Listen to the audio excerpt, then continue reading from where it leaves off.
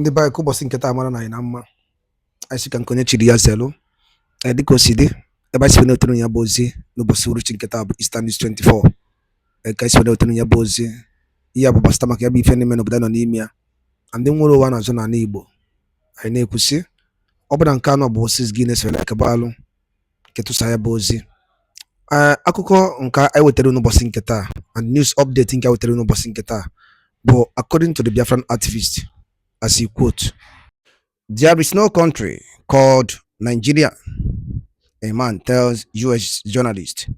Hear the news in details. All right, according to updates Ajimakia Webia, Niru Akwukwo, and the mother Anya Sabagofa. Yes, people have been understand what is going on in this country. The people's eyes are be open. So they go to near this our brother with a Niru Akwono Bosi Uruchinketa. Dịka ihe ga-ebu ife kabakwalu keri ya atia n'ihe ndị a niile okwu. Over to you, sir.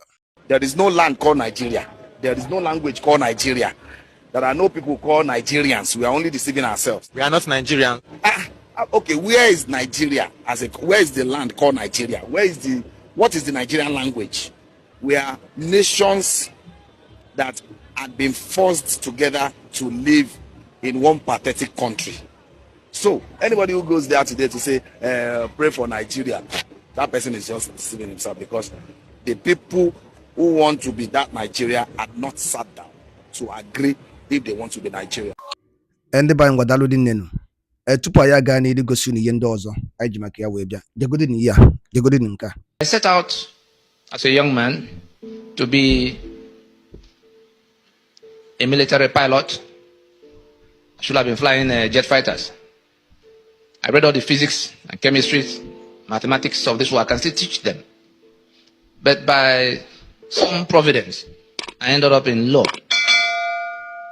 And I didn't understand where that was going until in the final year. What we've done in the last 20 years, was to probe into, because I ended up from the law, had my bid in court, and I ended up in the oil industry. But I left the oil industry in 1998 on account of this. Upstream, I left from senior executive position in the upstream. There's nobody left in NNPC today who can argue with me for 10 minutes on national television on what it costs to produce crude, either on land, in the swamp, in the sea, on the desert.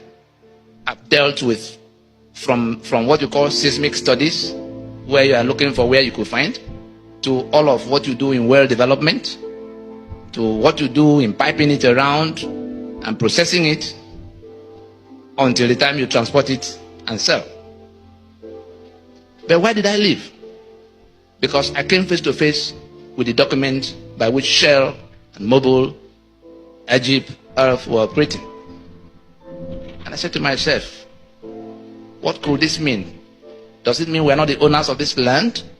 That these foreigners will dictate the terms by which they operate? I'm sure you've seen their signposts, those of you who came from Port Harcourt area.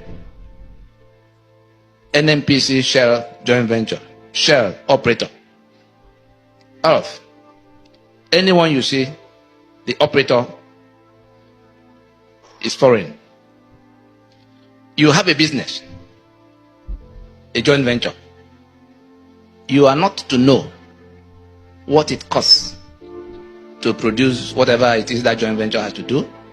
It is that foreigner who will write down whatever he writes down, and whatever he declares as profit is what you now share. So I began to ask myself, how did we get to that?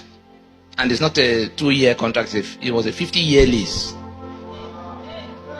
Signed off between 1967 1969 by people who could not even read properly what was written, under circumstances in which they just signed first and it was explained to them later. How did we even arrive at that point in 1967? We began to probe. It came to where I had to leave everything else to say let's even because we found out there was nothing to be found in our archives. All right, so before it continues, I want to introduce you to the best engine oil in town, methanol engine oil. I can tell you that methanol engine oil is one of the best engine oil in town. Whether your car is from Germany, from Japan, anywhere it is, I tell you that methanol is the best you can use for it. So you can call or WhatsApp the number on the screen to speak with the distributor. Don't forget, methanol is the best. We asked some of our elders, people with gray hair, people who went to negotiate the independence for Nigeria. I happen to have spent plenty of time with the last of them who were alive in course of the last 20 years at least. And Nohoro, for instance, spent the last 7 years of his life trying to undo what they did in going to sign us up into this union. We shouldn't have been. But first things first, the research from the known to the unknown led us to where we had to go to. You know the way WikiLeaks gets its information? We had to get the information we were looking for by all means. We broke into the British archives using all available technologies. And by the time we saw what was in black and white, some of them with instructions that they should not be typed, because any day the wrong eyes see them, the whole edifice will come crashing down. Those documents are inside this room now. And we traced things from that way back to what became 1914. And from that 1914, before 1914, when we landed in 1900, when I'm sure some of you might have heard about the Royal Niger Company, that the British had to pay £865,000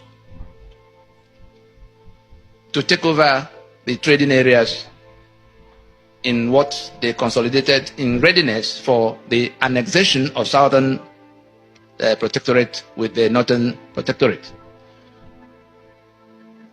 That question of paying £865,000 at that time, somebody bought something from somewhere, and that person is still the owner of that piece of estate. The Nigeria you have, yes, hold it there.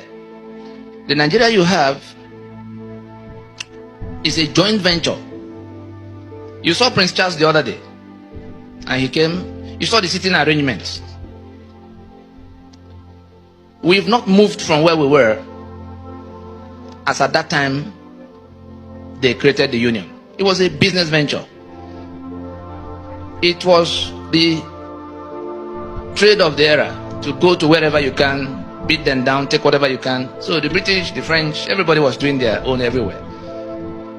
But what became Nigeria was where the British had come towards this axis, and they managed to make their first landings. I'm sure you know about the Lagos Colonial of 1861, how Kosoko and Dosumo,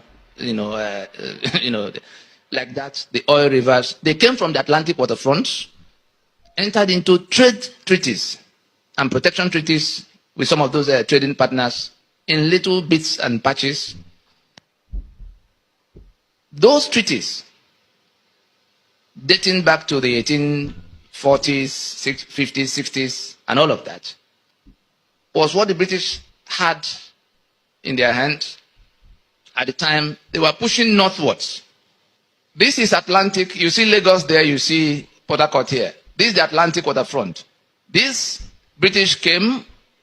You can see that apart from River Niger, the map is divided into two sides.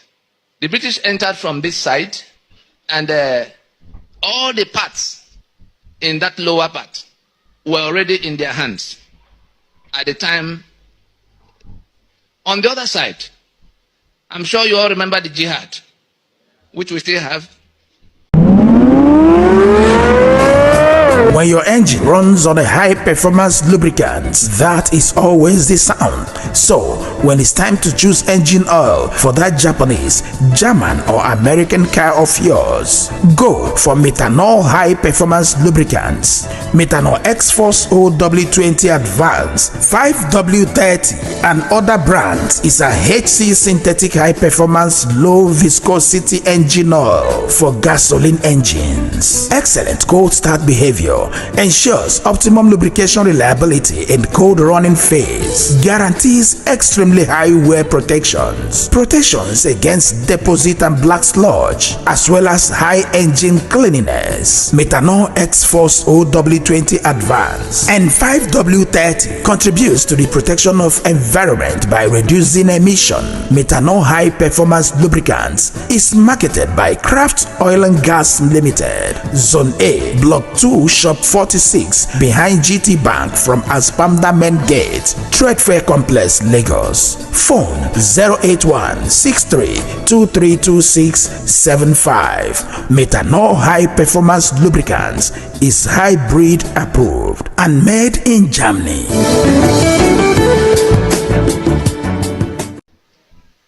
You remember that they were foreigners too who invaded, landed in Sokoto 1804 and conquered the portion in green in your map. They overran them. 1804. The British came in the 1860s. That means they were here 60 years before the British got here. Now, having secured that portion that you see in green, they were pushing downwards. They also wanted to get to the Atlantic waterfront. The British wanted to get to what was left on the east. On the eastern side is Cameroon. On the northeastern side is Chad, then Niger, and then Benin Republic to the left. The French had already taken all of the other places. The British would have pushed all the way to here, if not for that caliphate that was already occupying here and pushing downwards. They met halfway in a fight that happened in the Ilorin-Benue axis. Caliphate coming to the ocean, the British trying to secure the balance of the land. After a short while, it occurred to them, we're on the same mission, oh boy. Two robbery gangs after the same target. Say, why do we fight ourselves? Why don't you bring what you have? I bring what I have. We consolidate it so that we can share the benefits of having it permanently. And that was what became the amalgamation of 1914. Every document that transpired between them is in our possession, lodged in libraries across the world. Whatever they choose to do is already too late to be able to reverse the actions that have been initiated to salvage ourselves from what they've landed us into. Now, having reached that agreement, I'm sure some of us recall when the Caliphate were talking about dipping their Quran into the Atlantic Ocean. That is, they were telling the British at the time this matter of Nigeria, because it was for them a matter of conquest. That is, they had to conquer. But the British came with something else. They said, well, whenever you guys are done with whatever you came to do, we'll push on until we dip our Quran into the Atlantic Ocean. Anybody here ever heard about that? Wonderful. Now,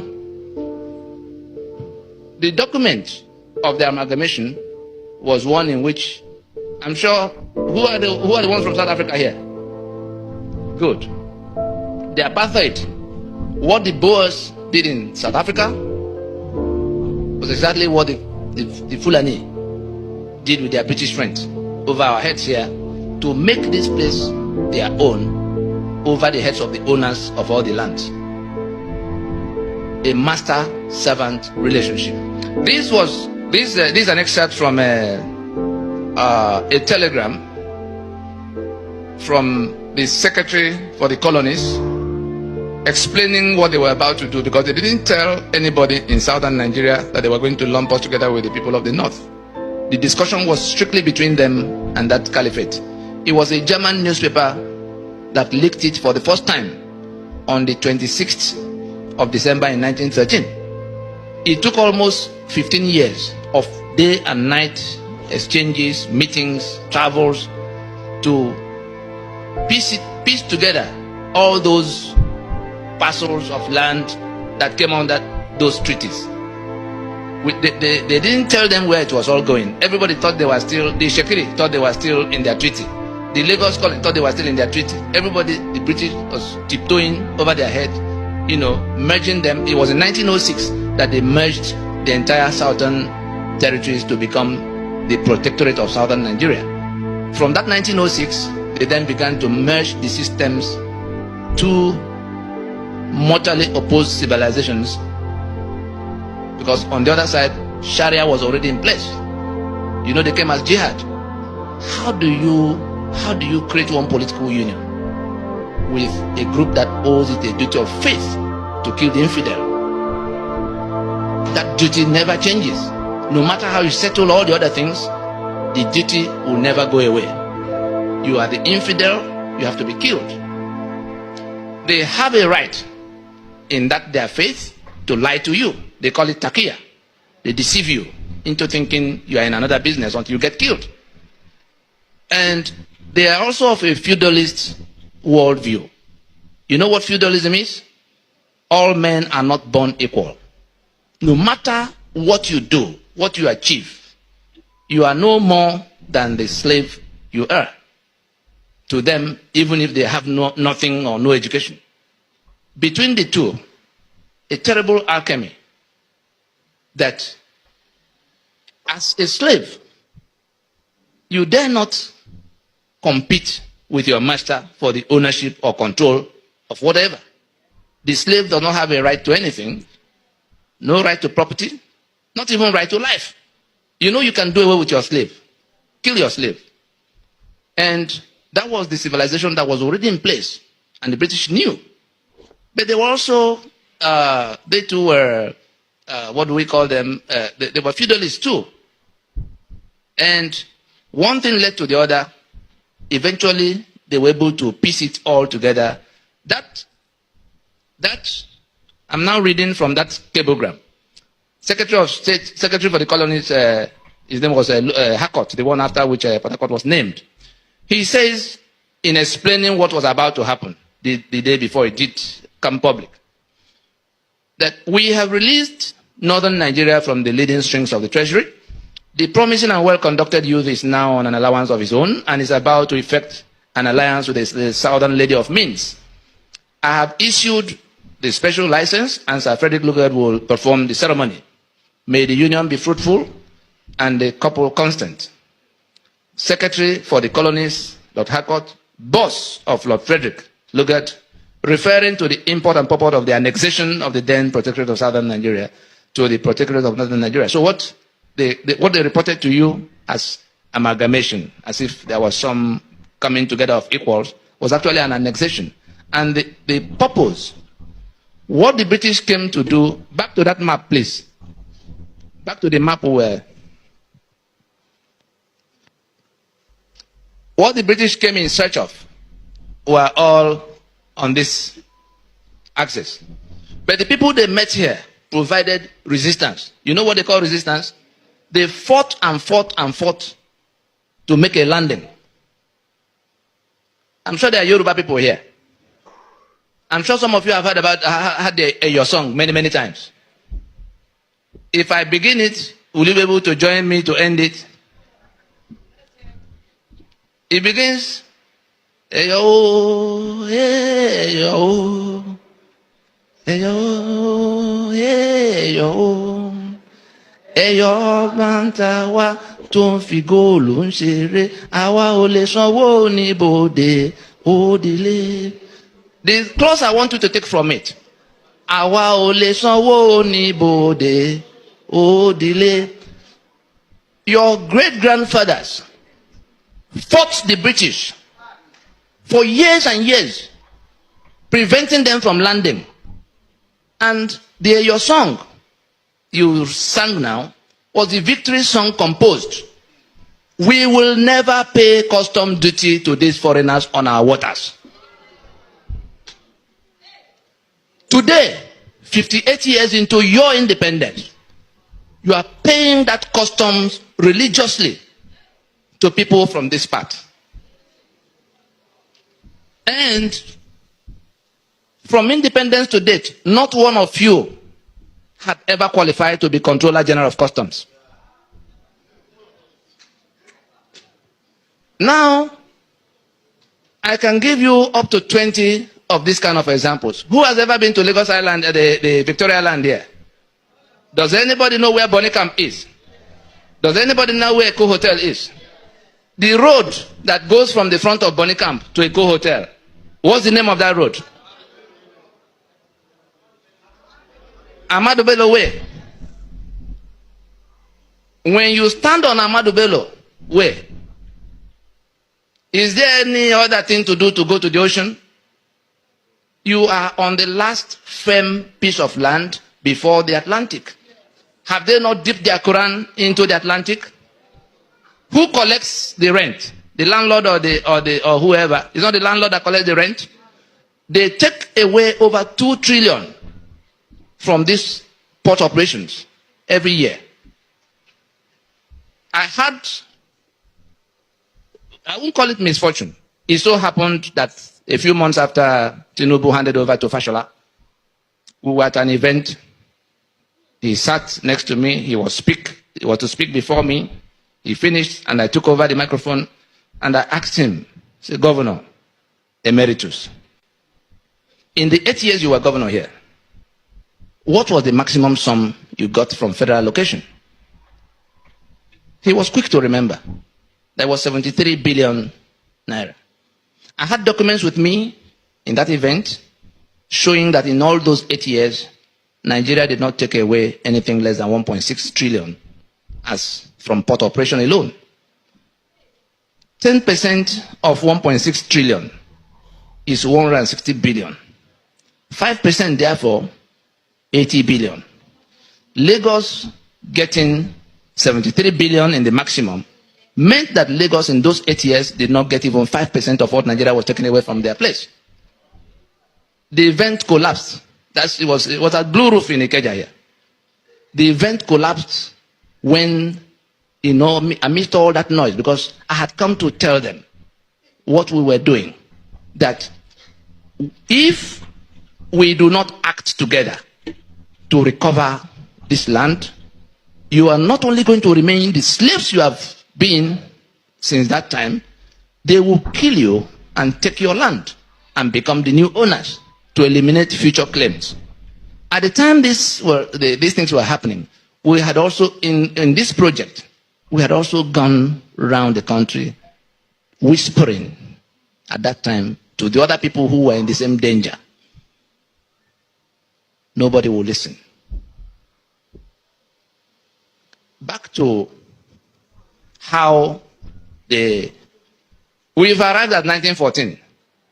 Therefore, Nigeria was, as at that time, intended to be a marriage between the northern and the southern lady of means. I'm sure you hear about the oil industry, Ijo, blah, blah, blah. Who has been to Owerri here before? Does anybody know where they call Shell Camp in Owerri? Is there anybody here who has ever heard about Shell Camp in Owerri? There's a place called Shell Camp. I'm sure you do not know that Shell was headquartered in that place for 42 years, going to Port Harcourt in 1960. And it's not a small facility. You know the Modotel Hotel that has become Rockview? That's the gate area. Government House Owerri, the whole of that government house, was inside that facility. Avanikoku, the university, was inside that facility. The Federal Medical Center after the university was inside that facility. That's on one side of the road. On the other side, the whole of that mobile police camp, all the way to back of prison. All these listed were fenced together as the headquarters of Shell for those 42 years. They went to Port Harcourt in 1960, and M.I. Okpara, as Premier of Eastern Region, bought that property. Then Owerri was a provincial capital. Why did they go to Port Harcourt? Because the pretense